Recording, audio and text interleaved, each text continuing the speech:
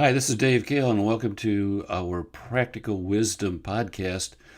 This is designed for sales professionals and business executives, and hopefully, we bring you wisdom and insights to help you sell better, lead better, and live better.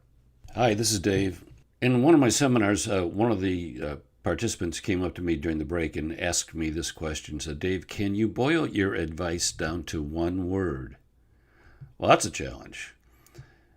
And I said, no, after having thought about it for a minute. I can't boil it down to one word, but I can boil it down to three. And the three words that I would use to boil my advice down would be focus, focus, focus.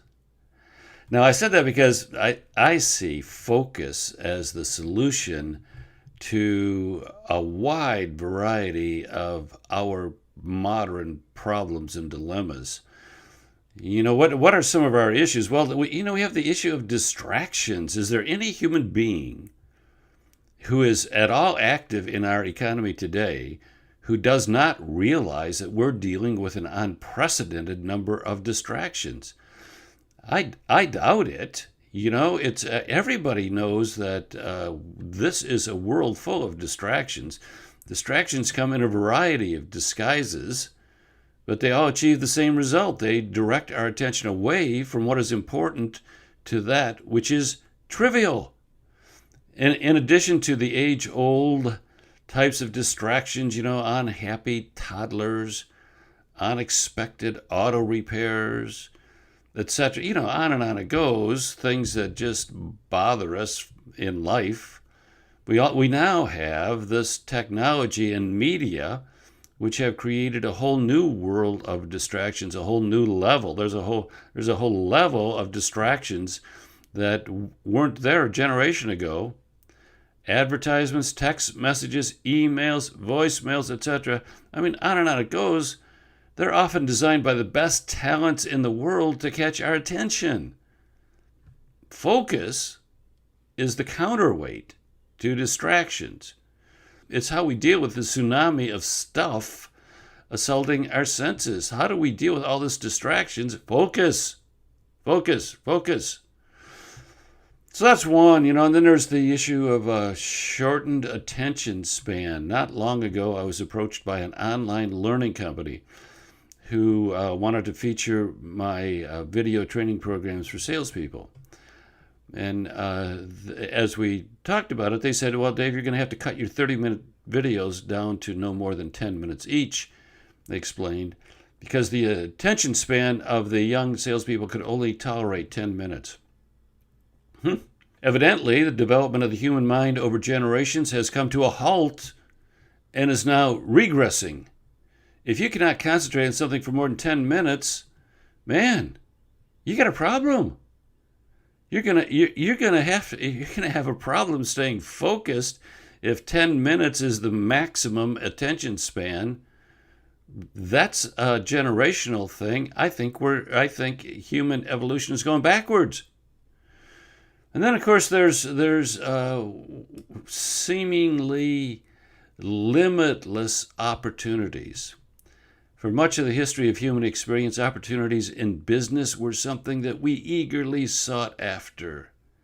Today, however, there are so many opportunities available that the sheer quantity of them is a threat to prosperity and business success.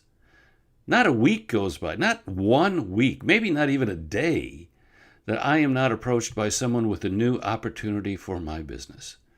I get those emails all the time. Now, I don't doubt that many of them are legitimate. However, only a tiny fraction will fit into the mission of my business. By enticing me away from my core competencies and my core markets, these, quote, good opportunities threaten to squander my time and attention. Truly, good opportunities are the enemy of the best. In a world of seamless, limitless opportunities, focus provides us the opportunity to work effectively. Now, I could go on with these modern dilemmas, but you understand. I've talked about distraction, shortened attention span, limitless opportunities, but there's a whole lot more. You know the world I'm describing. I don't have to articulate it any further. The question is now, okay, Dave, we got it. There's problems out there. So what's the solution? How do we survive and prosper in this new economy? How do we guide our businesses through these turbulent waters? And that brings us back to focus, focus, focus. So what's focus? Here's a couple of dictionary definitions. Number one, a point at which rays, as of rays of light or heat or sound, converge, or a point at which rays converge, or from which they diverge or appear to diverge. That's a focus. Or a central point, as of a central point of attraction, attention, or activity, or a center of influence or activity. So that gives you a pretty good idea. When we talk about focus, that's what we're talking about. The easiest way to understand is to think of the camera in your smartphone. When you take a picture, that camera focuses on something, and you take a picture of that. So the focus requires something to be in the center of your interest, in the center of your camera. You need to focus on an object. In photography, that thing becomes the object of your attention and the point at which you focus. Now, that principle applies in business as well. Focus in business requires a thing on which to focus. Without a thing on which to focus, our efforts and those of our businesses will become easy prey to distractions, to limited attention span, to unlimited opportunities, and we'll lurch from one urgent attraction to another, expending energy and money with little return to show for it. Focus then requires two separate processes. First, we need to find a thing that's worthy of compelling our attention and offering the greatest likelihood of a return on investment. So first, we have to select the object upon which to focus, to use my camera analogy. Now, once we've discovered and we've articulated and we've committed to the thing, whatever that thing is, then we need disciplined implementation to focus. So, two pieces. One is the selection of the thing to focus, and the other is the implementation of focusing. So, focus can come apart at either place. You can, for example, have a great vision to which you're committed, but you lack the discipline to stick to it. So the net result is your energy is dissipated and nothing worthwhile is accomplished. Or you can be incredibly disciplined but have nothing worthwhile in which to invest your energies, and the result of that is a lack of focus. You work very hard on nothing of consequence. Either one of those are places where focus can fall apart.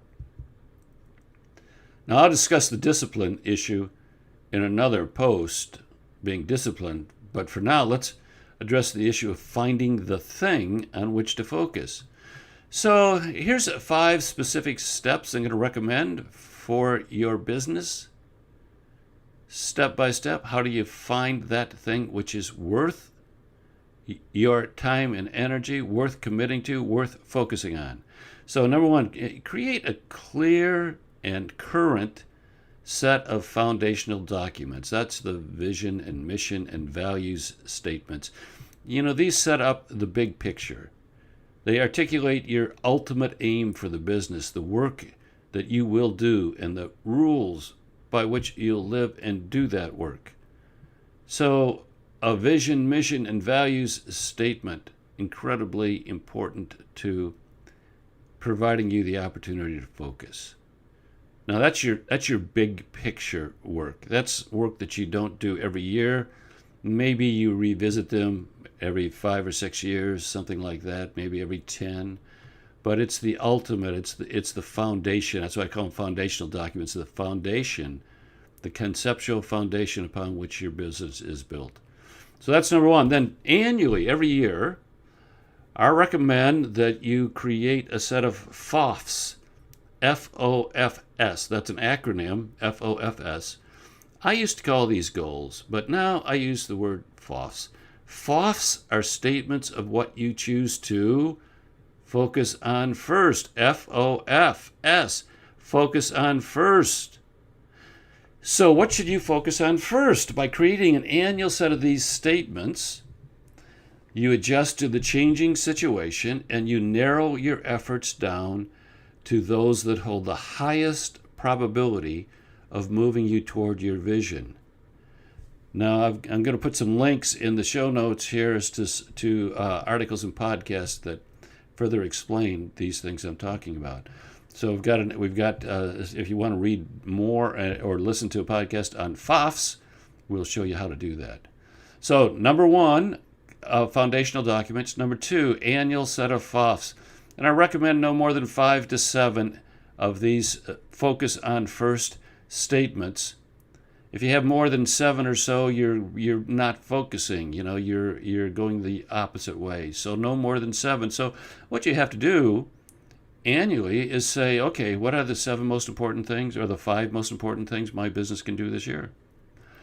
And that process, just that process of asking that question and answering it either, in a team meeting or by yourself, that's an incredibly important process because it forces you to say what's worthy of my time and energy and what should I commit my focus. So that's number 2, is create the annual set. Number 3, and then I recommend you break down those annual FOFs. So you have a statement of a thing that you want to focus on. Break it down into monthly expressions.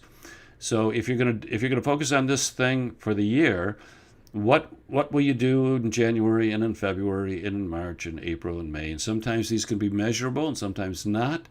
But you're just thinking it through. If this is something that you want your business or yourself to accomplish, then what are the steps to get there? And I recommend you do that in a monthly way, so that every month you have your game plan. You've already done it. You've got your game plan, what you want to work on this month.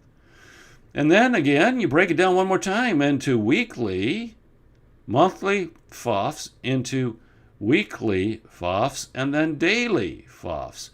So what you do is begin with your vision and mission, and then every year you create what are the important things this year, and you let that filter down and become more and more specific as you bring it down to monthly, weekly, and daily.